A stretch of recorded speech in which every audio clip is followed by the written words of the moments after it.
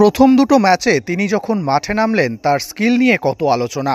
আসলে ইস্টবেঙ্গল সমর্থকদের এখন কিছু না পেতে পেতে এমন অবস্থা হয়েছে, অল্প কিছু দেখলেই স্বপ্ন দেখতে শুরু করেন। তাই রিচার্ড সেলিসের গ্যালারি শো দেখে প্রাথমিকভাবে ইস্টবেঙ্গল সমর্থকদের কিছু অংশ উচ্ছ্বসিত হয়েছিলেন, কিন্তু একটু ভেবে দেখলে বোঝা যাবে এই মরশুমে রিচার্ড সেলিস ইস্টবেঙ্গলের জঘন্যতম বিদেশি। এটা বাস্তব যে বিদেশিরাই এবার ইস্টবেঙ্গলের স্বপ্ন শেষ করেছেন। শেষের দিকে রাফায়েল মেসি ছাড়া দলে এমন কোনো বিদেশি নেই যার বিরুদ্ধে অভিযোগ ওঠেনি।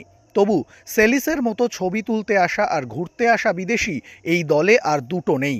বুড়ো হেক্টর গতিতে বারবার পরাস্ত হলেও একের বিরুদ্ধে এক লড়াইয়ে চেষ্টা করেন। সল ক্রেসপো চোট সারিয়ে ফিরে আসার পর লড়াই করছেন। ক্লেইটন সিলভা মাঠে ফেরার জন্য জোড়া ইনজেকশন নিয়ে নিজের ফুটবল জীবনের সবথেকে বড় ঝুঁকি নিয়ে ফেলেছেন।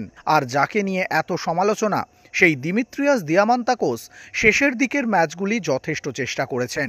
বুধবার আরকাদাগের বিরুদ্ধেও যথেষ্ট ভালো ফুটবল উপহার দিয়েছেন। অন্তত প্রত্যেকেরই কিছু কিছু পরিসংখ্যান আছে যেটা তাদের পক্ষে যায়। রিচার্ড সেলিসের কি আছে? প্রথম কয়েকটা ম্যাচে মাঠে নেমে চোটের জন্য ছিটকে যাওয়া, তাকে নিয়ে আসা হয়েছিল মাদি তালালের বিকল্প হিসেবে।